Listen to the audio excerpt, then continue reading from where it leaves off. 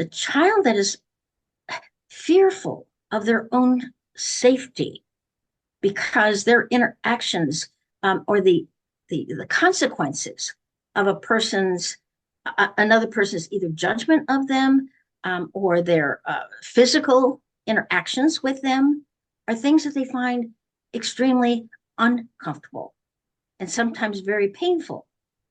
So they're looking at their own their need for safety.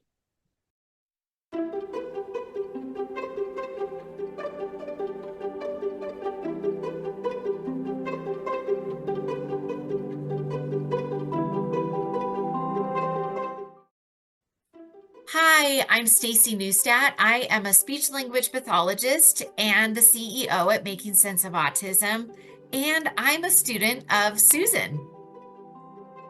And I'm Susan Golabach. I am a now retired occupational therapist who has worked many, many years after I discovered even my own autism with other autistic individuals. I founded Making Sense of Autism because of my passion to not only understand my brain and how it worked differently, but to try to explain what I've learned to other people so that they're more understanding and therefore more accepting and more accommodating to autistic individuals. So, our goal is to help you provide the right support without trying to fix autism, but by understanding it. So, whether you're a parent, teacher, therapist, or just someone who wants to learn, you're in the right place. Be sure to subscribe and join us every week. We talk about a new topic.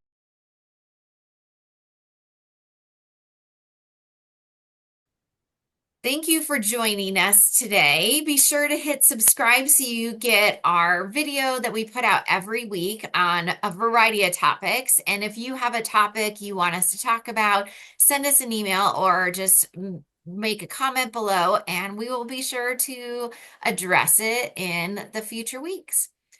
So today I want to talk about safety, because sometimes what we call challenging behavior might actually be a child checking in for safety, especially when maybe this is a new client or a new student that you just started with. And we're going to talk about some of the behaviors that you might see, which actually are checking in for safety. And we're going to talk about the importance of safety and why that feeling's so important to achieving goals, to working on skills, and to having that regulated nervous system in your sessions. And I know right now that feeling of safety is kind of on the edge with all the chaos going on. And so I feel like this is such an important topic to talk about right now and be mindful of that feeling of safety. So, Sue, as an autistic individual, when you saw challenging behaviors, or maybe you even were described as a challenging child, what was really going on with that feeling of safety, and what does that look like, or what might people see?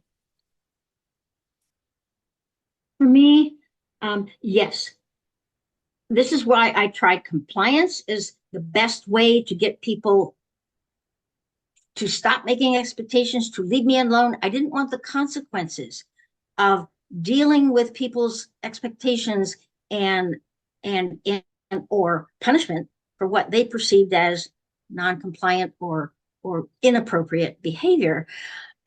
So yes, I would frequently be watchful of what other people are they looking at me? Are they going to approach me? Because I did not feel safe in the presence of especially unfamiliar people.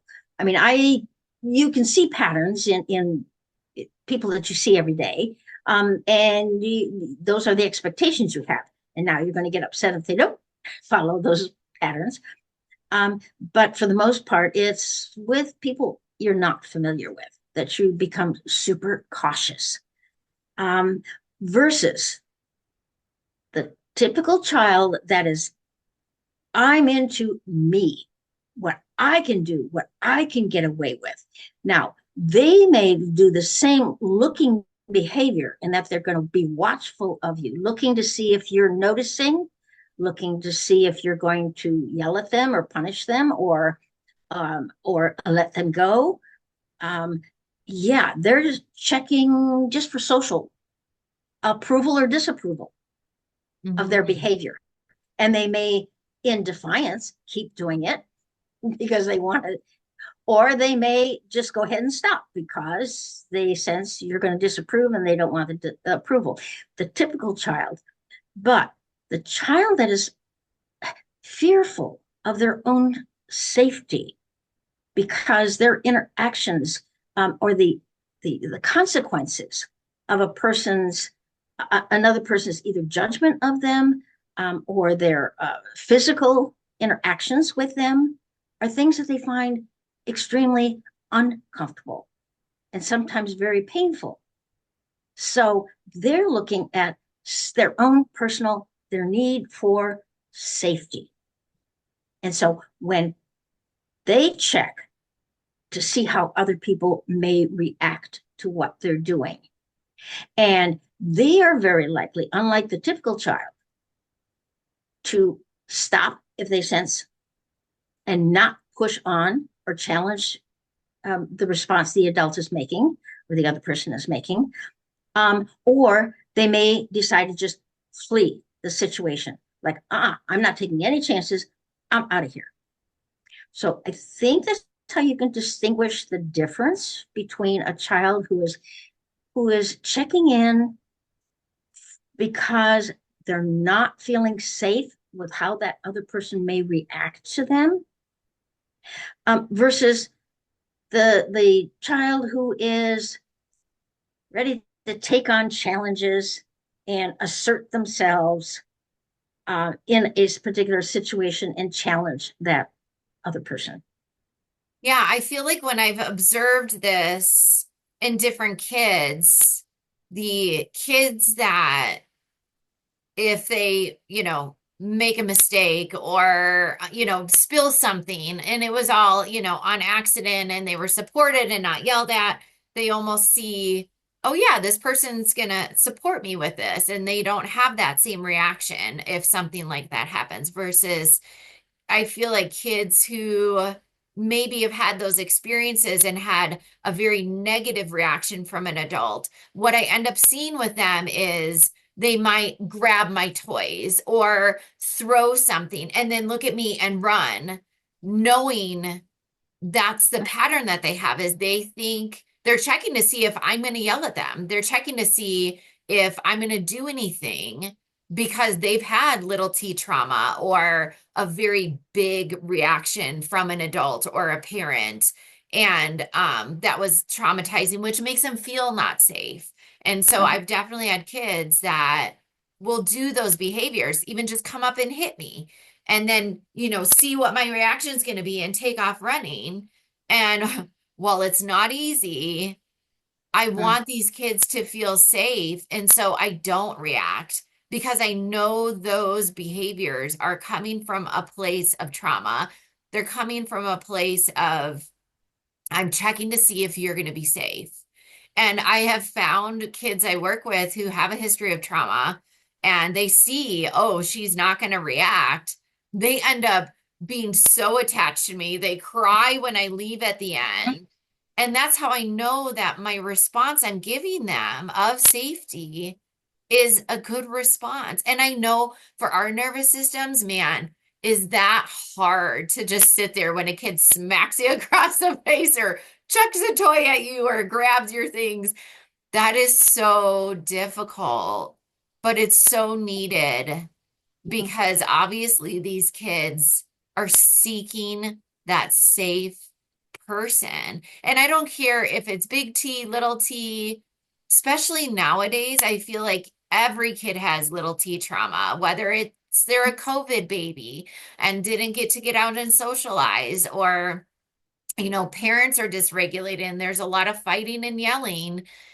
There's that feeling of not being safe, which is really dysregulating to the nervous system. Yeah, and it, as you pointed out, it's not just the neurodivergent children that don't feel safe. A lot of typical children also don't because of the environment or the response of the individuals that are supposed to be protecting them and guiding them. Yeah. And I feel like this was a topic I really wanted to talk about today. Again, because there is so much chaos in the world. When there's unpredictability, it's hard to feel safe Mhm, and regulated. But even just taking that moment to, if you know you're walking into a client or grabbing a student that you know has has shown some of these behaviors we're talking about, just taking that deep breath before you start working with them so you stay regulated, knowing they're going to test you. mhm, And that subconscious bias of, well, they're a kid and I'm an adult and they need to listen to me, that has to go out the window because mhm. safety is such an important foundation. But you can still get them to cooperate with you. It doesn't have to be authority compliance. It can be cooperative relationship in which, okay, let's work together on this. And you invite them to work with you to, look, this is not my favorite thing that you did with me. Um, uh, no, it doesn't, makes me feel bad. But let's work. I think what you're trying to do is tell me this, and if that's right, then let's find a better way for you to communicate that to me than the way you did. That's taking a cooperative approach as opposed to that authoritative, compliant relationship. Yes. And I have to say, I have done this not only with my clients, but with my kids. That cooperative problem solving feels so much better than you do this because I told you to. Mhm. Yeah. For both of you. Yeah. Mhm. Absolutely. Well, even though this is a small discussion, I hope it makes a big impact. It's such an important thing to even just start thinking about. And again, it goes back to observation. We talk about this with our neuroaffirming assessments. We talk about this with all of our tools. You have to just sit back and observe, which we don't do enough of, but it's so important because I think you'll start to see some patterns of kids. Oh, yeah, look at, he just dumped over all those beads and looked at the teacher and then ran away. And if you start to see those things, it is checking in for safety.